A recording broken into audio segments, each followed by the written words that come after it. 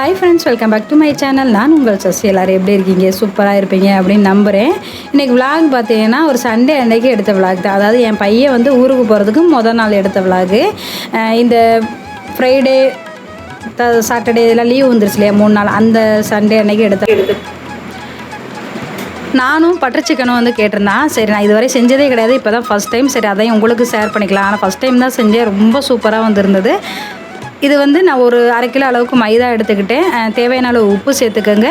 1 spoon வந்து sugar சேர்த்துக்கோங்க. ஒரு பிஞ்ச் அளவுக்கு ஆப்ப சோடா இருக்கு இல்லையா, அதுவும் பேக்கிங் பவுடர் வந்து 1 ஸ்பூன் அளவுக்கு, அதாவது 1 டீஸ்பூன் அளவுக்கும் சேர்த்துட்டு கொஞ்சம் தயிர், அதுக்கப்புறம் 1 ஸ்பூன் ஆயில், இதெல்லாம் சேர்த்து தேவைக்கு தகுந்த மாதிரி தண்ணி ஊற்றி வெதுவெதுப்பான பால் ஒரு 1/2 டம்ளர் வந்து சேர்த்துட்டு நல்லா மிக்ஸ் பண்ணிக்கோங்க. இந்த மாதிரி அழுத்தம் கொடுத்து நல்லா மிக்ஸ் பண்ணிக்கோங்க. இதை பிசைஞ்சு வச்சுட்டு நம்ம அடுத்தடுத்த வேலையை வந்து பார்க்கலாம். இது பிசைஞ்சு வச்சுட்டு ஒரு 1/2 ஹவருக்கு அப்படியே விட்டுருங்க.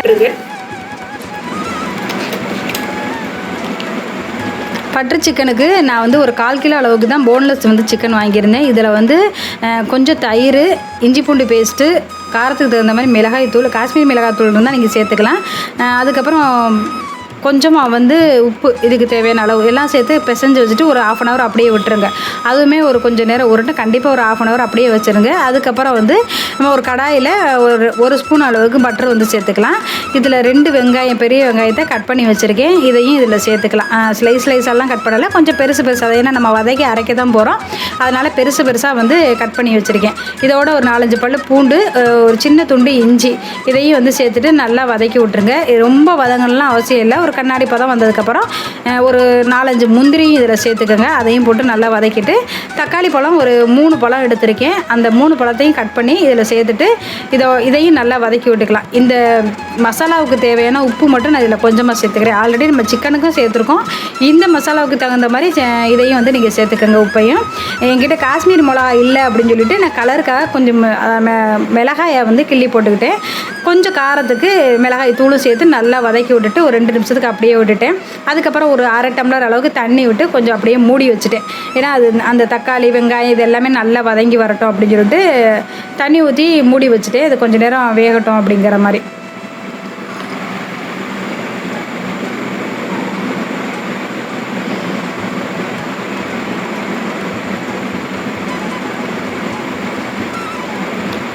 இப்போ 2 நிமிஷம் கழித்து அப்படியே நல்லா வெந்து வந்துருச்சு. இது பார்த்திங்கன்னா கொஞ்சம் ஆறுனதுக்கப்புறம் நம்ம வந்து அரைக்கணும். இதை வந்து அப்படியே வந்து அடுப்பை ஆஃப் பண்ணிவிட்டு ஒரு பிளேட்டில் கொட்டி நல்லா ஆற வச்சுருங்க. ஆறுனதுக்கப்புறம் நீங்கள் அரைச்சி எடுத்துகிட்டு வந்துடுங்க. இப்போ ஒரு பேனில் கொஞ்சம் 1 ஸ்பூன் இல்லை 1.5 ஸ்பூன் அளவுக்கு பட்டர் வந்து சேர்த்துக்கிறேன். இதில் நம்ம வந்து கொஞ்சமாக வந்து காஷ்மீரி மிளகாய் தூளும் அதுக்கப்புறம் சால்ட்டு கொஞ்சம், இது 2ஐயும் சேர்த்து நல்லா வதக்கி விட்ருங்க. நான் வந்து தனி மிளகாத்தூள் ஒரு 1/4 டீஸ்பூன் அளவுக்கு சேர்த்துட்டு நல்லா வதக்கி விட்டுட்டு அதுக்கப்புறம் நம்ம மேரினேட் பண்ணி வச்சுருக்க சிக்கனை இதில் சேர்த்து அப்படியே வந்து கொஞ்சம் நேரம் வேக விட்டு எடுத்து வச்சுக்கலாம். இது வந்து விசில்லாம் விடணும்னு அவசியம் இல்லை, இதுலேயே நல்லாவே உங்களுக்கு வெந்துடும். கொஞ்சம் நேரம் அப்படியே அடுப்பை மீடியம் ஃப்ளேமில் வச்சு அப்படியே அப்பப்போ வந்து கிளறி விட்டுக்கிட்டே இருங்க. சிக்கன் வந்து சூப்பராக வந்து வெந்து வந்துடும். அதுக்கப்புறம் அடுப்பை ஆஃப் பண்ணிவிட்டு இப்போ இதை எப்படி ரெடி பண்ணுறதுன்னு பார்க்கலாம். இதுவுமே நான் இப்போ தான் ஃபஸ்ட் டைம் செஞ்சேன். ஆனால் ஃபஸ்ட் டைம் செஞ்சேன்னு சொன்ன மாதிரியே இருக்காது, ரொம்ப நல்லா இருந்தது. இப்போ ஒரு பேனில் பட்டர் சேர்த்துட்டு நம்ம அரைச்சி வச்ச அந்த பேஸ்ட் இருக்கு இல்லையா, அதை இதில் சேர்த்துட்டு இதில் வந்து காரத்துக்கு தகுந்த மாதிரி கொஞ்சமாக மிளகாத்தூள் வந்து சேர்த்துக்கலாம். சேர்த்துட்டு நல்லா வதக்கி விட்ருங்க. தண்ணி வந்து உங்களுக்கு தேவையான அளவுக்கு நீங்கள் ஊற்றிக்கோங்க. நான் மிக்சியில் அரைச்சதுனால அதில் அந்த இதுலேயே கொஞ்சம் தண்ணி சேர்த்து கலந்து விட்டுட்டேன். இதை அப்படியே மூடி போட்டு நீங்கள் மூடி வச்சுருங்க. உப்பு வந்து நீங்கள் பார்த்துக்கோங்க, ஏன்னா ஏற்கனவே எல்லாத்துலேயுமே நான் உப்பு சேர்த்துருக்கனால அதுக்கு தகுந்த மாதிரி இல்லைன்னா நீங்கள் சேர்த்துக்கோங்க. இப்போ கொதிச்சதுக்கப்புறம் நம்ம வேக வச்சுருக்கோம் இல்லையா சிக்கன், அதை வந்து இதில் சேர்த்துக்கலாம். சிக்கனை சேர்த்துட்டு ஒரு 2 நிமிஷத்துக்கு நல்லா கொதிக்க வச்சா போதும். சிக்கனுமே நல்லா சாஃப்டாக வந்து வந்திருந்தது. கொதிச்சதுக்கப்புறம் கஸ்தூரி மேத்தி இருக்குல்ல, அதை வந்து சேர்த்துக்கோங்க. அதுக்கப்புறம் கொஞ்சம் வந்து கொத்தமல்லி தலையும் சேர்த்துக்கோங்க. இதோட வந்து அடுப்பை ஆஃப் பண்ணிக்கலாம். ஃப்ரெஷ் க்ரீம் இருந்துச்சு அப்படின்னா நீங்கள் கொஞ்சம் ஃபைனலாக சேர்த்துக்கலாம். என்கிட்ட இல்லைங்கிறதுனால நான் அதை மட்டும் ஸ்கிப் பண்ணிவிட்டேன். மற்றபடி டேஸ்ட்டு வந்து சூப்பராக இருந்தது. ஃபஸ்ட் டைம் செஞ்சேங்கிற மாதிரியே இல்லை. அன்றைக்கி என் பசங்களுக்கு ரொம்ப ரொம்ப பிடிச்சிருந்தது. என்ன கொஞ்சம் நான் வந்து எக்ஸ்ட்ராவாக போட்டிருக்கணும் போல் இருக்குது, அந்த அளவுக்கு டேஸ்ட் வந்து நல்லா இருந்தது. நல்லா சாஃப்டாக சூப்பராகவே வந்துருந்தது. இப்போ வந்து நான் வந்து நம்ம தேய்க்க ஆரம்பிச்சிடலாம். பிசைஞ்சு வச்ச மைதா மாவை இந்த மாதிரி வந்து நம்ம ரோல் பண்ணிக்க வேண்டியதான். நம்ம சப்பாத்திக்கு எப்போவுமே ரவுண்டாக ரோல் பண்ணுவோம்ல, இது கொஞ்சம் நீள வாக்கில் வந்து நம்ம ரோல் பண்ணிக்க வேண்டியதான். இதில் வந்து கொஞ்சம் கருப்பு எள்ளு இருக்குல்லையே, அதுவும் மல்லித்தலையும் கட் பண்ணி இதில் வந்து சேர்த்துட்டு அப்படியே ரோல் பண்ணி எடுத்துக்க வேண்டியதான். ரொம்ப வந்து தின்னாக தேய்க்கணும்னு இல்லை, திக்காகவும் தேய்க்கக்கூடாது. மீடியமாக வந்து தேய்ச்சிட்டு அப்படியே வந்து எல்லாத்தையும் ரெடி பண்ணி வச்சுட்டு நம்ம வந்து தோசை தவாலையே போட்டு சுட்டு எடுத்துக்க வேண்டியதான்.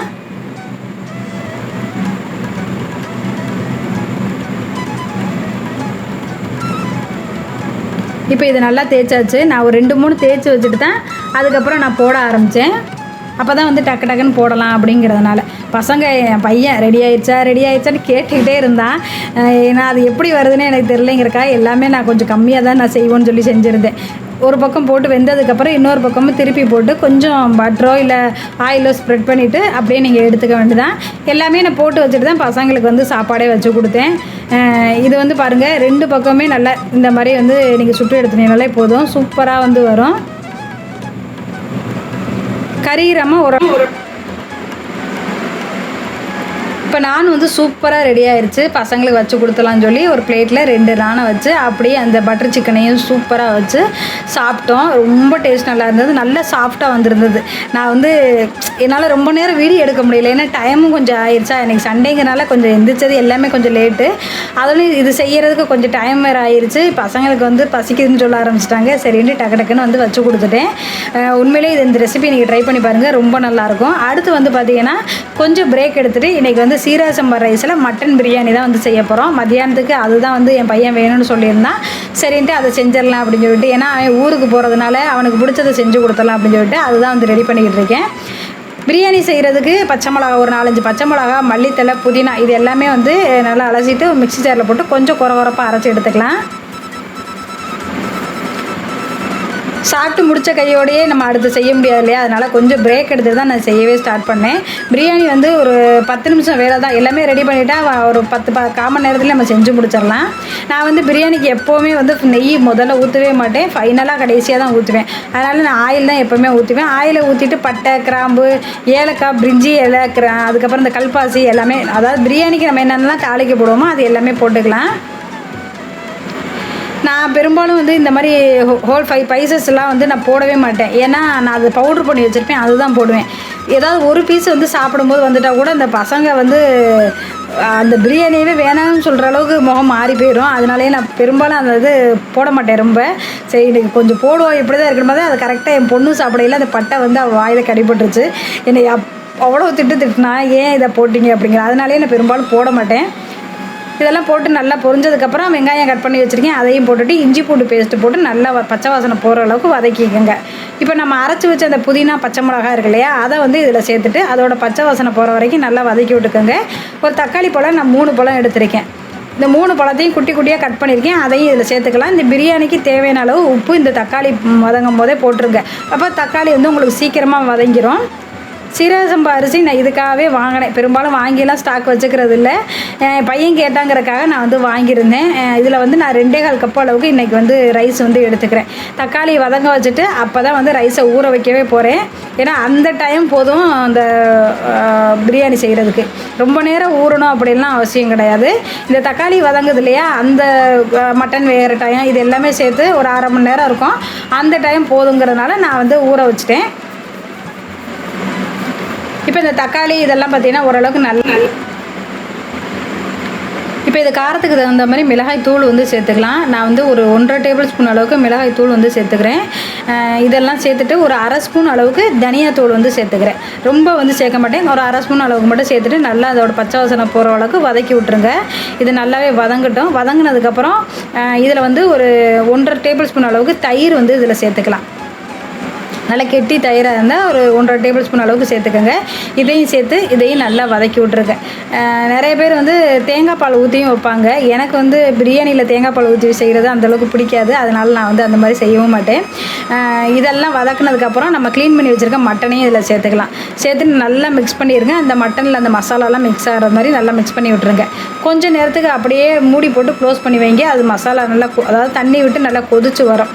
அதுக்கப்புறம் இந்த மட்டன் வேகிற அளவுக்கு நீங்கள் நீங்கள் வந்து தண்ணி வந்து விட்டுக்கோங்க.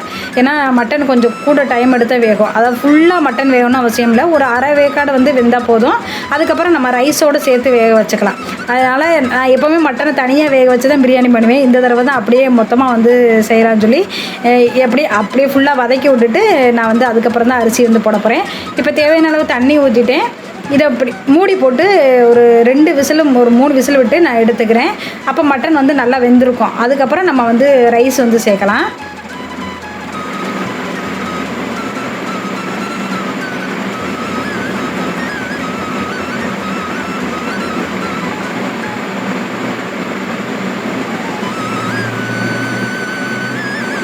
இப்போ பார்த்தீங்கன்னா மட்டன் பாருங்கள் நல்லா ஒரு 3/4 பதத்துக்கிட்டவே வெந்துருச்சு. இந்த ஸ்டேஜ் இருக்கும்போது அதில் உள்ள தண்ணியை மட்டும் ஃபில்ட்ரு பண்ணி எடுத்துருங்க. அதுக்கப்புறம் நம்ம வந்து இந்த தண்ணியை அளந்து ஊற்றிக்கலாம். அதாவது நம்ம மட்டன் வேக வச்ச தண்ணியும் அதோட எக்ஸ்ட்ரா தண்ணியும் சேர்த்து ரைஸுக்கு வந்து எவ்வளோ வேணுமோ அதுக்கு எடுத்துக்கோங்க. நான் சீரக சம்பாவுக்கு 1க்கு 2 கப் அளவுக்கு தண்ணி வைப்பேன். ஒரு 2.25 கப் அளவுக்கு மொத்தத்தில் தண்ணி வச்சுருந்தேன். வச்சுட்டு இதில் உப்பு காரம் எல்லாமே பார்த்துக்குங்க. இந்த ஸ்டேஜில் பார்த்தா தான் உண்டு. அதனால் பார்த்துட்டு இதை கொதிச்சதுக்கப்புறம் நம்ம ஊற வச்சுருக்க ரைஸை வந்து இதில் சேர்த்துக்க போகிறோம்.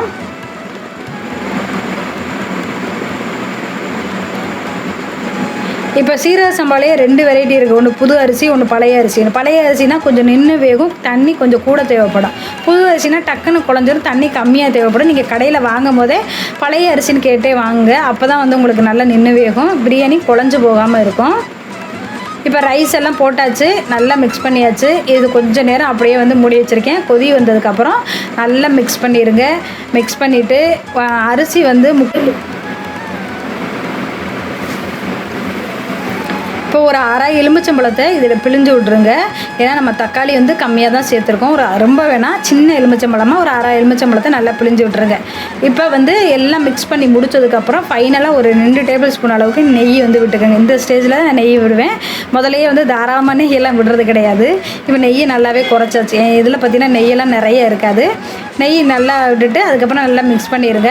இப்போ இந்த ஸ்டேஜில் குக்கரை மூடி போட்டு வெயிட் போட்டுருங்க. விசில்லாம் விடக்கூடாது.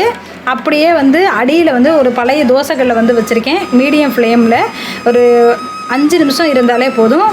பிரியாணி வந்து சூப்பராக ரெடி ஆகி வரும். பார்த்தீங்கனாலே உங்களுக்கு தெரியும். பிரியாணி வந்து மட்டன் பிரியாணி சூப்பராக ரெடி ஆயிடுச்சு. இதோட வந்து முட்டை, ஆனியன் ரைத்தா, மாம்பழத்தை வச்சு சூப்பராக வந்து சாப்பிட்டு முடித்தோம். அதில் உள்ள மட்டனும் பாருங்கள் நல்லா சாப்பிட்டா சூப்பராக வெந்திருந்தது. மட்டன் பிரியாணியுமே என் பையனுக்கு ரொம்ப பிடிச்சிருந்தது. ரொம்ப நல்லா இருக்குது அப்படின்னு வந்து சொல்லியிருந்தான். நான் வச்சுருந்த அளவு வந்து நாங்கள் எல்லோரும் சாப்பிட்டது போக கொஞ்சம் இன்னும் ஒரு ஆள் சாப்பிட்ற மாதிரி எக்ஸ்ட்ராவாக இருந்தது.